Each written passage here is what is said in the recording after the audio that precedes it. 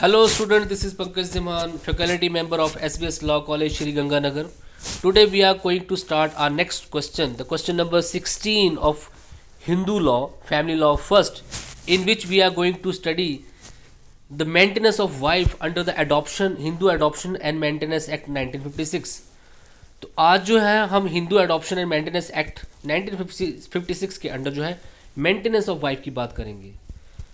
तो आप ऑलरेडी जो है हिंदू एडॉप्शन मेंटेनेंस एक्ट पढ़ रहे हैं, आपने इसके अंडर एडॉप्शन को देखा कि एक पर्सन जो है कैसे एडॉप्शन कर सकता है। एडॉप्शन के रूल जो हैं इसी एक्ट के अंडर बता रखे हैं।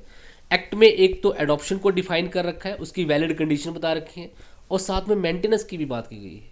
मेंटेनेंस किसकी? तो if there is a valid marriage between the husband and wife, एक हस्बैंड और वाइफ के बीच वैलिड मैरिज हुई है तो वाइफ जो है हमेशा अपने हस्बैंड से मेंटेनेंस ले सकती है। अपना खर्चा भत्ता जो है वो अपने हस्बैंड से वो लेगी, क्योंकि उसके साथ रीजनेबल मैरिज हुई है। और हमारे शास्त्र, हमारे वेद भी यही बोलते हैं कि ये हस्बैंड की जिम्मेवारी रहेगी कि वो हमेशा वाइफ का पालन पोषण जो है करेगा, उसको जो है खर्चा भत्ता देगा। अगर वो ऐसा नहीं करता है तो फिर क्या होगा? अगर वो ऐसा नहीं करता है या उसको मेंटेनेंस प्रोवाइड नहीं करता है, उसको खर्चा भत्ता नहीं देता है, तो इस कंडीशन में wife has a right to go to court and can take a maintenance from the husband.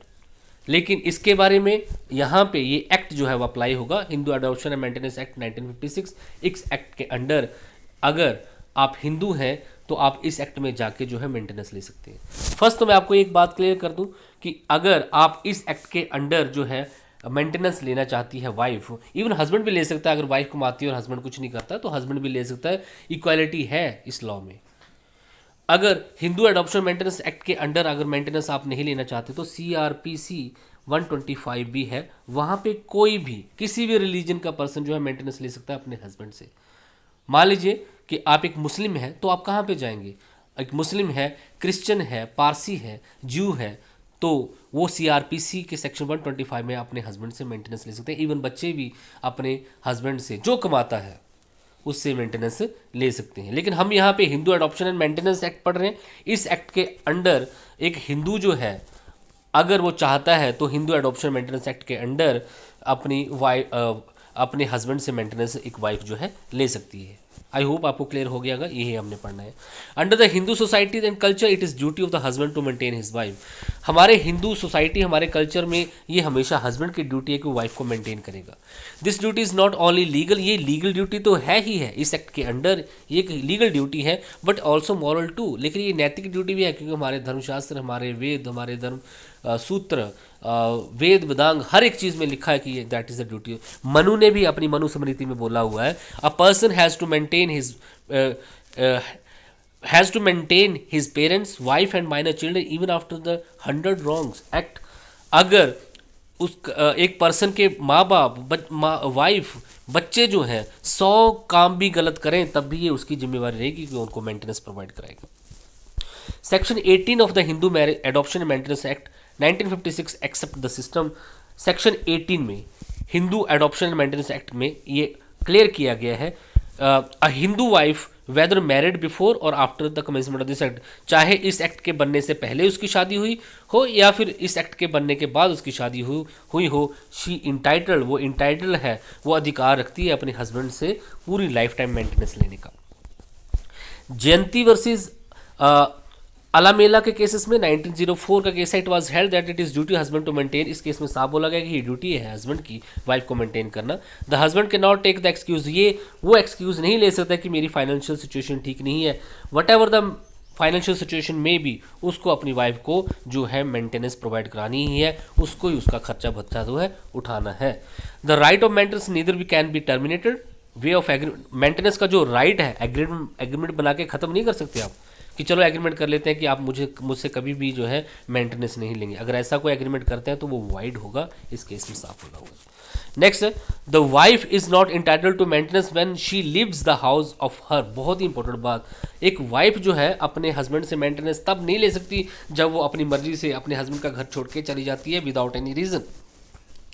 मुतियाल versus मुतियाल के केसेस में 1958 में सुप्रीम कोर्ट ने, आंध्र प्रदेश हाई कोर्ट ने साफ बोला कि if the wife lives her husband house without any reason, तो maintenance उसको नहीं मिलेगी।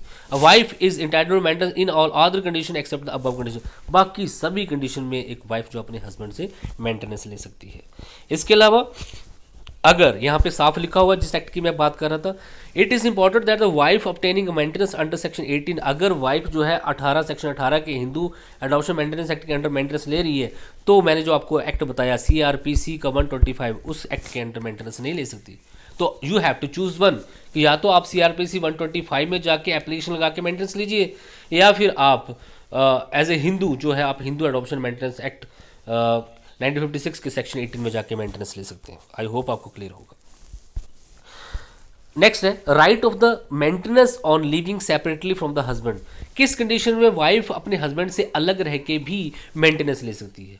तो वाइफ का मेंटेनेंस लेने का राइट तभी है जब वो उसके साथ रहे, अपनी जितनी भी रिचुअल्स, अपनी जितनी भी रिस्पॉन्सिबिलिटी है टूवर्ड द मैरिटल लाइफ वो पूरी करे तो वह मेंटेनेंस लेगी। किन कंडीशन में वो उससे अलग होके भी मेंटेनेंस ले सकती है, ये यहाँ पे डिफाइन किया गया है। The general rule is that the wife is entitled to maintenance only while living with her husband, she is not entitled to maintenance on living separately from her husband, उससे अलग रहती है तो मेंटेनेंस नहीं ले सकती। But there is a few exceptions, she can be entitled to maintenance on living separately from her husband under the circumstance, कुछ ऐसे सर्कमस्टांसेस है जिसके अंडर वो ऐसा कर भी सकती है, जब उससे अलग रहती है तब भी मेंटेनेंस ले सकती है। According to it wife can claim maintenance under the following circumstances. First condition, वो अलग रह के भी बाय लिविंग सेपरेटली भी वो मेंटेनेंस ले सकती है। किस condition? When the husband is guilty of living his wife without any reason cause, जब हस्बैंड जो है वाइफ को बिना किसी रीजन के छोड़ के चला जाता है तो वाइफ भी उससे अलग जाके उससे मेंटेनेंस ले सकती है, और वो हमेशा वाइफ को इग्नोर करता है, उससे दूर रहता है, उसके पास नहीं आता है, घर छोड़ के बारी बारी चला जाता है। When the husband commit cruelty toward wife which may create such apprehension in her mind that it shall be injurious to her to live together, कई बार हस्बैंड जो है वाइफ के साथ क्रुएलिटी करता है और वाइफ को ये लगता है कि अब इसके साथ रहना जो है खतरनाक है, उसको कोई इंजरीज या इंजरी भी हो सकती है। इस तरीके के केसेस में वो भी अलग रह के हस्बैंड से मेंटेनेंस ले सकती है। When the husband is suffering from severe leprosy, अगर उसको ऐसा भयंकर बीमारी है, उसको कोढ़ है और उसके साथ रहना नामुमकिन है। When the husband has another alive, उसके हस्बैंड ने किसी कहीं जगह और शादी कर ली है। When the husband keeps a mistress, उसने घर पे कोई मिस्ट्रेस जिसको हम सेकंड वाइफ या कोई रखैल कुछ इस टाइप का रख लिया है, तब भी वाइफ उसको छोड़ के जा सकती है और उससे मेंटेनेंस ले सकती है। और when the husband convert to the non Hindu, अगर हस्बैंड रिलीजन कन्वर्ट कर लेता है तो wife has a right to take maintenance from husband. When there is a justifiable reason to live separately, जब उसके पास और कोई ऐसा रीज़न है जो कि जस्टिफिएबल है उसके साथ नहीं रहने का। ठीक है जी। इलिस्ट्रेशन है, it is a duty the husband to take care of the wife if the husband mother behave with quality toward the wife and the husband does not take in to it, then the wife can alive separately and live maintenance to her girl. एक ये husband की duty है कि वो wife की care करे। Husband की माँ जो है वो क्रुएलिटी करती है वाइफ के साथ और वाइफ जो है इस मैटर को नहीं देखता है, तो wife have a right to go another home, separately रह सकती है और मेंटेनेंस भी ले सकती है। काशीनाथ वसी शांति देवी के केसेस में बोला गया 1971 में उड़ीसा हाई कोर्ट में। It is propounded by the Rajasthan high court in the case of Naval Kishore versus Shrimati Gulab NOAI 2007, Rajasthan high court का case, that if the wife was forcefully bound to live separately, अगर हस्बैंड उसको अलग रहने के लिए मजबूर करता है, then wife has a right to take maintenance from husband by living separately. तो ये आपके साथ इतने सारे केसेस यहाँ पे क्लियर होता है कि नॉट इवन वो जब उसके साथ रहेगी तभी मेंटेनेंस नहीं ले सकती, अगर उससे अलग होके भी मेंटेनेंस ले सकती है। अच्छा, वाइफ का ये राइट जो है ये टर्मिनेट कब हो जाता है, किस कंडीशन में वाइफ को ये राइट नहीं मिलता है मेंटेनेंस का? तो सेक्शन 18 क्लॉज 3 इसके बारे में बोलता है, व्हेन द वाइफ बिकम अनचेस्टी, अगर वाइफ अनचैसी हो जाती है, अपवित्र हो जाती है, किसी और के साथ संबंध रखती है, तो हस्बैंड कोर्ट में जाके बोल सकता है कि ये अनचैस्टी है, मैं इसको मेंटेनेंस नहीं दूंगा, तो वाइफ का राइट ये जा भी सकता है सेक्शन 18, लेकिन प्रूव करना पड़ेगा। When the wife convert to, wife ही अगर रिलीजन चेंज कर लेती है तो वाइफ का मेंटेनेंस का राइट जा भी सकता है।